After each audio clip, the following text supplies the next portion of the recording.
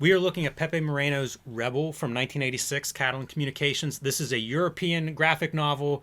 If you are a fan of Mad Max, if you're a fan of marker art, like Jamie Hewlett marker art, this is the book for you. Blew my mind, Ed. I can't wait to share it with everybody.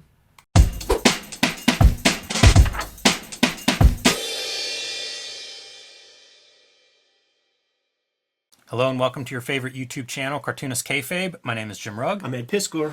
We are looking at one of the most beautifully colored comics, Ed, that I have seen in a long, long time. Before we open Pepe Moreno's Rebel, I want to remind everybody we're a daily comic book YouTube channel with over 1,700 videos in our catalog. You can search those on our YouTube homepage. Search by creator, character, book. I'm sure you'll find plenty of videos that you will love. Also, we are partially brought to you by the Cartoonist Kayfabe Patreon. There are 3 different levels there that will get you access to our videos early, and at the King Kayfaber level, you'll get access to all of our videos first because you sit in on the recording session. And check that out. There's a link below this video. It's how we help keep the lights on, and it'll pay for itself if you find a book that you want to add to your collection, because some of this stuff is rare. It disappears from the aftermarket once we highlight it, or it goes up in price. So if there's a book you want to add, you'll be the first one getting the best price on those. All right, Ed. I believe Darren Maurer, a Kayfaber, sent this to us. And this is a graphic novel from the mid-'80s, whenever the graphic novel was kind of like a... From the early 80s. Like, this is before... Like, he's got his signature on one of the early pages, and I think it's like... Look at this, man. It's 84. 84. This may have been... I was trying to figure this out, right? It's like... It feels like a Spanish... Or, I mean, it feels like a European comic, something that you'd see in Metal Hurlant or Heavy Metal, something of that sort, because it's real 4-color, and it's like a Mad Max, kind of a post-apocalyptic. When I started looking through it, what grabbed me was, this is like the greatest covers of all the action movies, straight-to-video action movies of my youth. Sure. But it delivers. Like, look from page 1, man, I am sucked in. If you're a fan of, like, Jamie Hewlett's Fireball, track this down, you'll love it. Brendan McCarthy's pedigree? Yes, absolutely. It feels a lot like the Brendan McCarthy Mad Max Fury Road artwork. And magic marker color. Just beautiful color throughout. Yeah, the fun thing with the magic marker guys is, if you want it to be pink, make it pink. If you want it to be blue, like, there's no kind of underpainting. It's almost Bumblebee, you know, before Bumblebee becomes Bumblebee in our world. Yeah, before Takara got in the mix, man.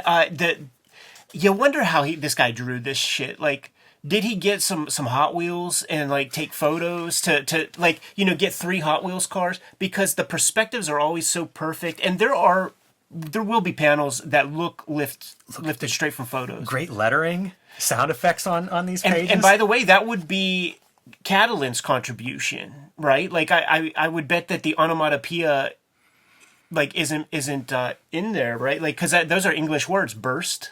I don't know. I just don't know how you would be able to... If it is, then they're the best, like, letterers around for putting that stuff in, because those are fantastic. You know, like, they're really well integrated with the artwork. And look at how they do, like, the white highlights. That's something I always noticed with marker art, is, like, that white highlight is such a key to making the marker art really work. And sanitation police. So this is post-apocalyptic New York City. It's run by these gangs in various cars, and of course there is a military police state that is part of the ensemble of what is making this a terrible place to live. Of course. I mean, dude, this could be out of Radical Rick as, like, BMX bikers. Yeah. And then having his head blown off. A little bit of Akira. Look at that, man. That face coming out of the helmet after it's shot. And these Akira pieces would happen earlier, so you wonder if Pepe might have had his hand in that a very little bit. Another post-apocalyptic tale. This is one of the better thought out post-apocalyptic kind of stories for a lot of subtle things, like when they go rifling around, or if you listen to audible.com, riffling around the grocery markets and stuff, and saying, like, okay, expiration date, you know, such and such, this should still be good, this cereal. Doesn't this look traced from a photograph? Like, it's such a perfectly drawn face and really observant light. Yeah, it's there's probably a few things in here that are sprinkled in that way, because these are like high of these contrast, are high contrast. Xeroxes. Exactly. And some of them I think are drawn on maybe Xeroxes. So really interesting the way that works. We mentioned markers, but you look here and it's some sort of sprayed media, almost the splatter effect. Airbrush. So airbrush coming in. as a color book, why aren't there more like this? Totally. Why didn't this catch on? Yeah. You know? I Yeah, can't imagine picking this thing up too. So Catalan brought in a bunch of like European and some Japanese books to the American market. Could you imagine getting this when you're like going and buying your, you know, your 4-color issue of Batman or whatever, and this is there? What a week. Like, how do you go back to the 75-cent Marvel comic after looking at this? And I do think that this is the stuff that Frank Miller was witnessing. Don't you think that's Rutger Hauer from Blade Runner? Could be. Looks like it. Yeah, but I think this is the stuff that Frank Miller was nodding to. I just love it, dude. I Yeah, love dude. it. Painting up your van with the old like World War II fighter jet jaws on the side. More Xerox and see, like, just the perspective, like everything about it is just so perfect. But then you get these pieces that is cartooning, and you know, I wonder, like, if you get a Hot Wheels of like the A-Team van, but then you just kayfabe it up with your little designs, like that might be the way to go.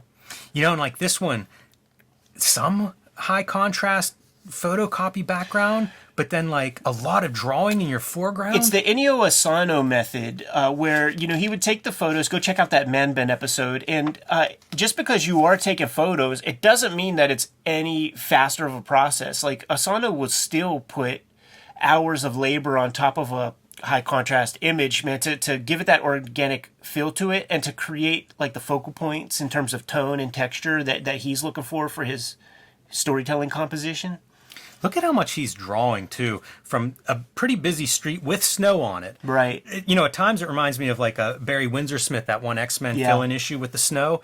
But then we're going inside of like the old, you know, wrecked and pillaged supermarket and trying to find like anything that's left that maybe is still edible, hasn't completely expired from a couple of years ago whenever this went, you know, post-apocalyptic. That's that thing too. It's the thought exercise, and in us as story men, I'm sure you've floated post-apocalyptic. Like, how would that work in your mind? Probably one of the best examples in pop culture I could think of would probably be like The Stand or something like this. And there's one part where the guy has to go downstairs to change like, fuses and stuff, and he's like, yeah, there's no power company, but there's also no bills, which means you have to figure that stuff out. You have to figure out what's edible. And you know, when we were kids on like food drives and stuff, and you know, bring 2 cans to school for an A in this class or something like that, they sold it to you like, if the apocalypse comes, like, as long as you have this stuff, it's good. Go take a look at the expiration date. It's like 2 years. Yeah, canned food, you're probably you're safe, and that's a sell-by date that's required by the FDA. That stuff's probably good for 10 years. Is that true? How about this car? I love it. It has like a mohawk. I think they describe it somewhere in here as like the cars look like dragons. And I think a couple of them even have flamethrowers, but this is like my childhood dream comic. Everything if about you'd it. have given me this when I'm 11 or 12, I would have read it to shreds. Everything about it. I might read it to shreds now. He uses a deadline with the artwork, a very, very static, singular line with very few thick and thins. If any thick and thins, really. I think it's a pretty static line. So he's really letting the artwork tell the story. Yes, and doing so in like car chases and gunfights with cars, which seems impossible. Like a rear view mirror where we're seeing the car trying to figure out space with this kind of drawing is phenomenal. But look at how good, like, okay, machine guns going off into this car and then the car blows up. It's sound storytelling. Oh, totally. It's a fantastic, ridiculous kind of story, but the actual storytelling, easy to keep up with. Yeah, you could see how this guy would get sucked up into some other media. Like, I think he went the video game route. That's exactly what he did pretty early on, too. Like, I think maybe by the late 80s, he's making video games. Yeah. Okay, so check this stuff out, man. Here's your, like, Batman Digital Justice kind of with markers, without the computer coming into effect. This is another one of these books, like, I feel like it's come up a few times in recent conversations, but what people's morgue files look like. Yeah. Because, like, it all looks good, and some of it you can see is probably photo, but then, like, other stuff, it's such an interesting way that artists would mash this stuff up that would go from, I do have reference for that, to, well, if I've got 2 references, I'll fake the middle one, but it'll look right. Yeah, that's the move, man. Like, you get your stuff, but then you got to make it look like a Pepe Moreno comic at the end of the day, and put your own personality to it, put your own lines down on it. We're going to be getting a real fun territory pretty soon where he's fully drawing in marker, full faces. All of these character designs too, I love. Go in the back cover real quick. We've got to have a guy, like the evil military guy with the eye patch and the acid burn on his face. You could tell, it's always the outsiders who sort of embrace the most gutter parts of American culture.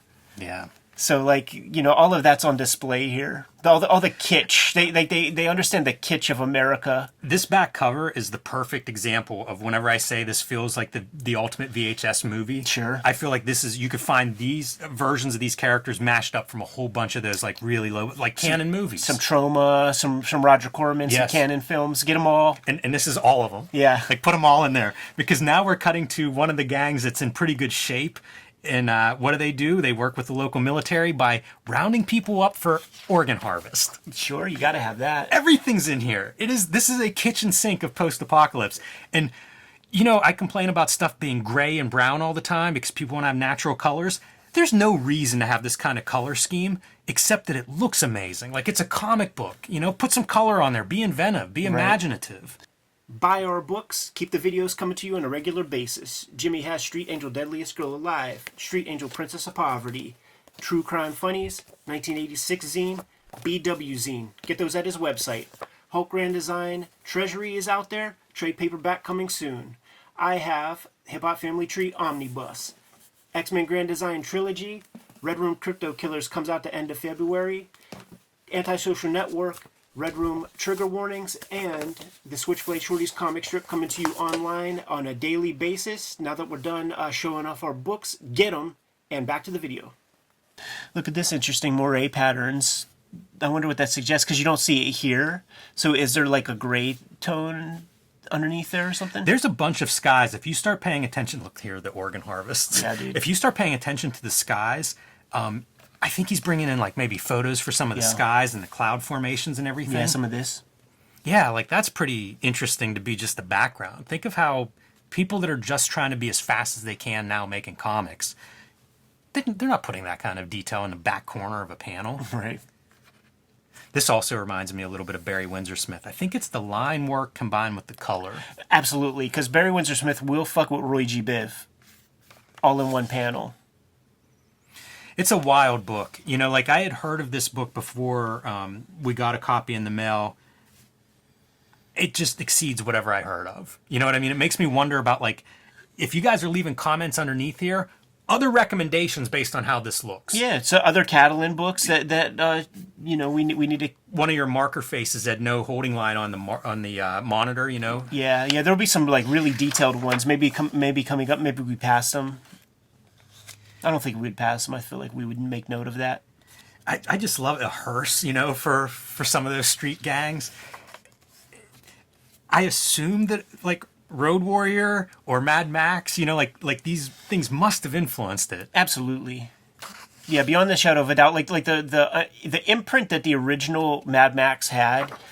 Because that's really not the one that everybody cares about. Everybody cares about Road Warrior, right? But the original Mad Max really left an impression. The Brendan McCarthy one, Fury Road, was being promoted when we were at TCAF one year, and Charles Burns came up to the table and was telling us about when the original Mad Max came out and how revolutionary it was to him.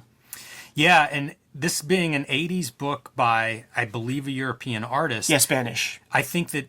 It's looking at what is American culture, and it's the car culture. This is almost like when Garth Ennis looks at the preacher as being the televangelist, or religion being a big part of America. If you're going to do a book on kind of America, the car culture is such a big thing, I think, for an early '80s kind of time period to do this.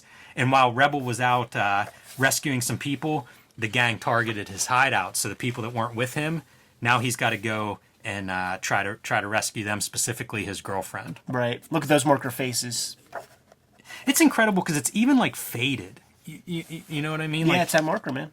And the way it works, you have those, you see those French gray sets, and you see the cool gray sets. Well, there's gradation, steps for every color, and you start low. You start with the 10% cyan or something, and then you work up, and then you have to. I think it's probably this true with watercolor also.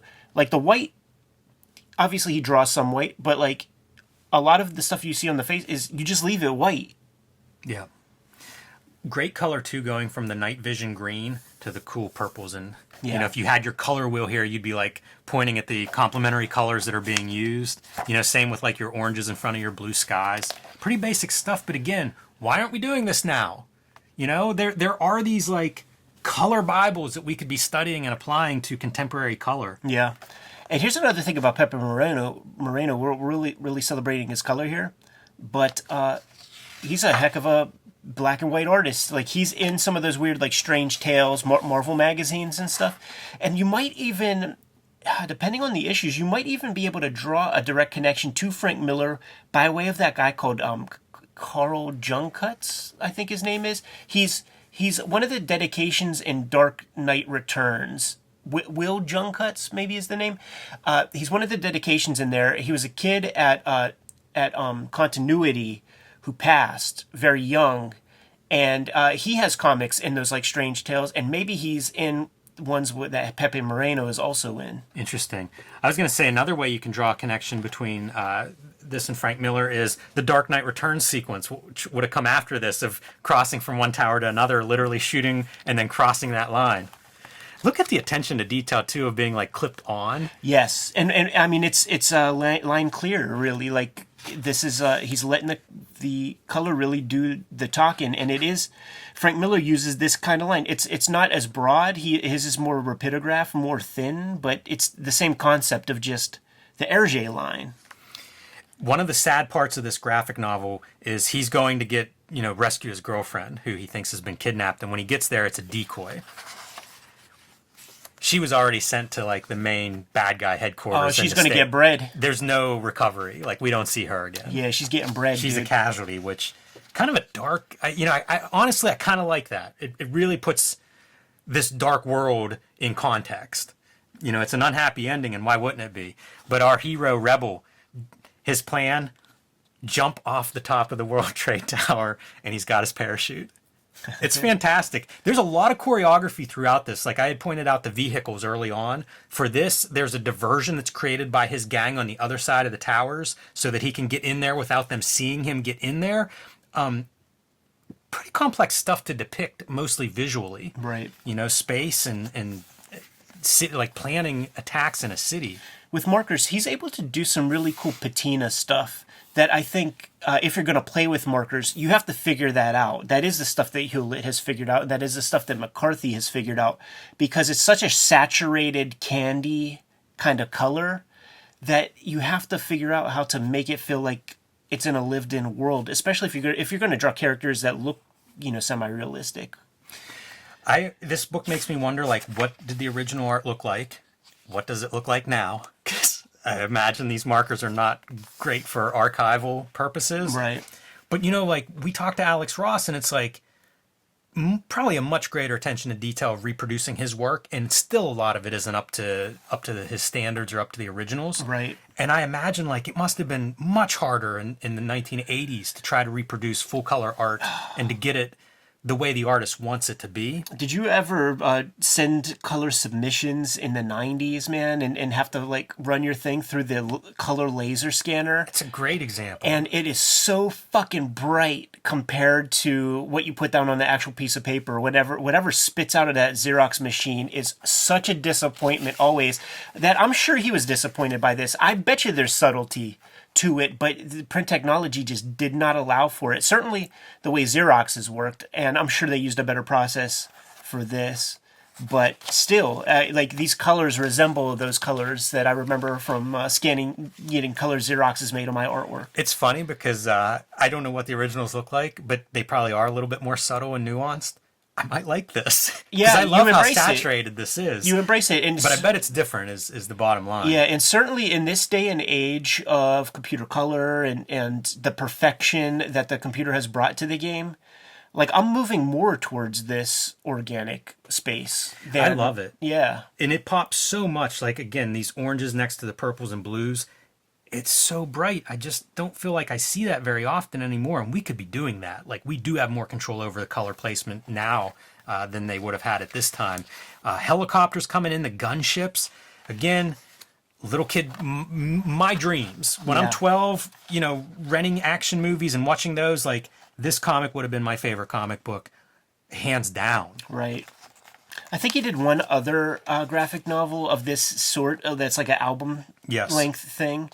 But then he did, Digital Justice, the Batman joints. Which shocked me. I was very surprised to learn that. And, Right, 'cause kind of you- makes me curious yeah, about it. because you would just assume that it would be the Shatter guy doing that. Like, why wouldn't it be? Exactly. Doing the bleeding edge computer stuff. It's hard for me to think, like, if you're capable of doing this, why do you ever stop doing this? It would have to be a pretty bold move to go from this and be like, you know what, I think the computer's the future. I think it's a curious mind. It's the thing that brought Probably. Brian Bolland to the computer, the thing that brought Dave Gibbons to the computer to handle things that way. I think it's just stretching the chops, practicing, being curious about different things. And I feel like that's the ending right there that we expected, certainly aesthetically. Yeah, Zeppelin, the other Catalan book from Pepe Moreno, and it's on my radar now.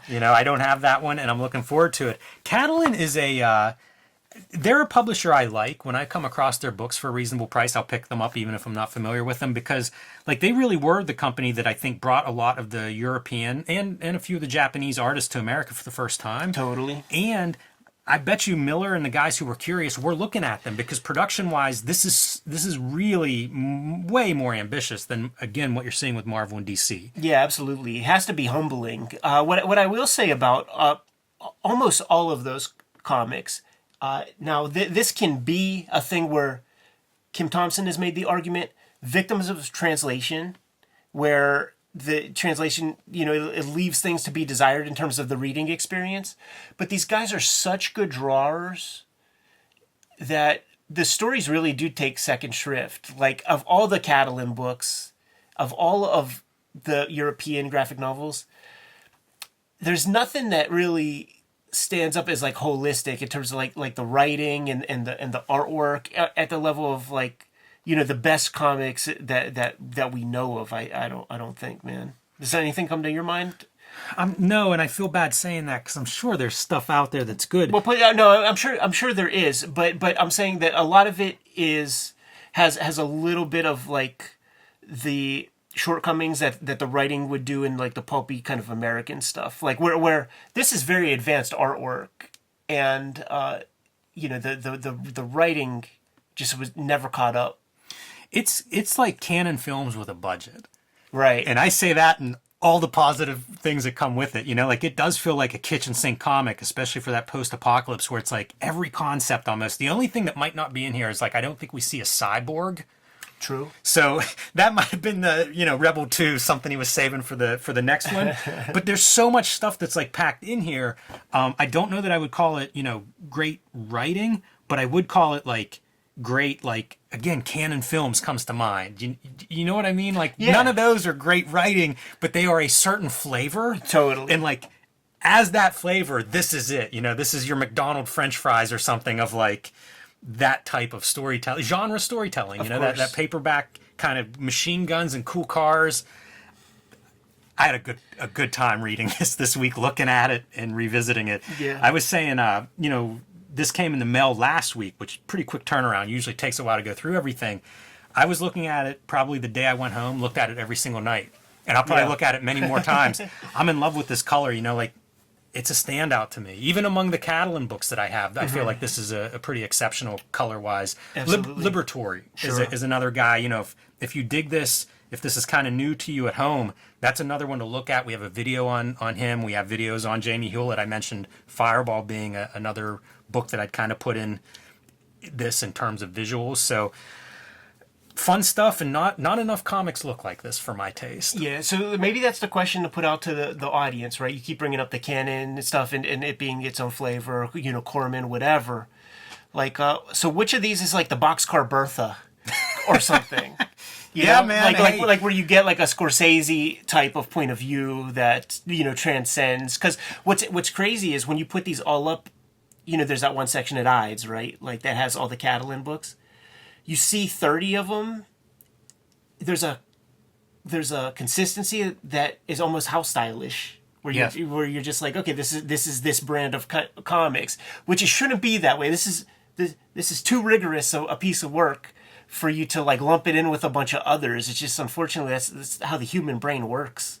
It's also so weird to me to think of what American comics are and to think this is sort of on the side. Yeah. Like, you would think 1986 this comes out in America. I'm surprised this wasn't everybody's favorite comic. You asked Alex Ross the direct question, and he said, yeah, I see some of that stuff. I think he was lying. I don't think he ever bought any of this kind of stuff. I think it was always like in Marvel DC, and he's a color guy, you know, he's a painter, so you would think that on some level it would be on his radar, but, you know, he didn't say, oh yeah, I got this one and I got that one. He said, yeah, I saw some of that stuff, which, if it doesn't have spandex, I just don't believe it. A little bit of Road Pig. A lot of Road Pig. I was thinking about Road Pig. Like, this is what happens, like, after Cobra wins, and they did... Because, like, the bad guys, right? It's always about world domination, but, like, they're not equipped to dominate the world, so it would turn into this. And then Road Pig, see, he's a little more emaciated because he's not getting the nutrition. Yeah, he's eating the canned beans off the shelf. Yeah, dude. He probably has to eat Long Pig. Good to go? Yes. Kayfabers, like, follow, subscribe to the YouTube channel, hit the bell so that we can notify you when new videos are available. We are on the road to 100,000 subscribers. Thank you very much. And if you get anything out of these videos, if you dig what we produce, make sure that you follow the channel, and it helps us out a lot to have a good subscriber base. The videos are ultimately brought to you by the books that we make, but we have a Patreon, and the Patreon is there for you to mitigate the kayfabe effect, become one of our biggest supporters, and you get all the videos before anybody else. You also have access to the live stream recording session as we produce these videos. Link in the description below for the Patreon. We have more than 1,700 videos out there, and we might have talked about some of your favorite comics, so make sure you hit the magnifying glass on the front page of the Kayfabe YouTube channel. Check out the channel, pop in your favorite titles, check out those episodes. If we haven't talked about your favorite comics, then by all means put something in the comments so that we can push those books a little bit higher on our to-read piles. Ultimately, the videos are brought to you by the books that we make. Right now, I've been working on Switchblade Shorties, which is my daily comic strip. You can find it on all of our social media platforms, the Kayfabe stuff, my own personal social media platforms, Twitter, Facebook, Instagram. There's a dedicated Switchblade Shorties Instagram, and it's also on Webtoon in its full archive. The Hip Hop Family Tree Omnibus is going quick, and it is $45 on Amazon at the moment. So scoop it up if you haven't. It's almost freaking half off, so you can't beat that with a stick. Best book I made to date. X-Men Grand Design Trilogy trade paperback.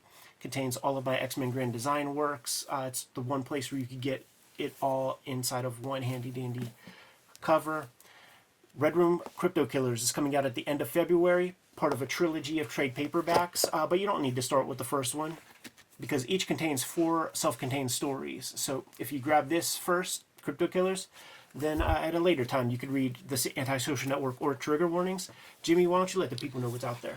I have Street Angel, Deadliest Girl Alive, and Street Angel, Princess of Poverty, both available right now from Image Comics. These are also self-contained totally. One is black and white, one is full color. The Homeless Ninja on a Skateboard, perfect for the action comics or superhero comics fan in your life. The big news for me is the self-published comics, True Crime Funnies, the 1986 zine, and the BW zine celebrating the 80s black and white explosion. These are self-published. You can get them on my website, jimrugg.com, or my Patreon, patreon.com/jimrugg.